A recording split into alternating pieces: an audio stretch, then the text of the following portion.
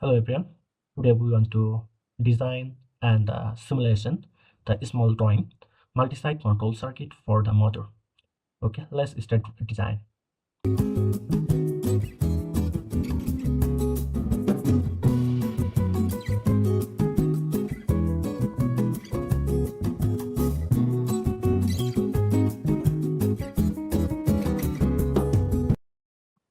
Almost our design is finished, and now we can start it for this whole system. Like first is the QF open and the fuse have, and then we are started SB1 and started motor, and then SB4 and the stop in motor.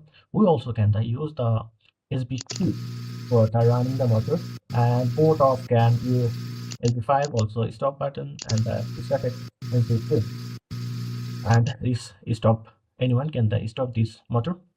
Then also have that press the S1, sorry, press the S1, SB1, SB2, SB3, and if you press anyone can be set motor, and also same as stop button SB4, 5 and 6.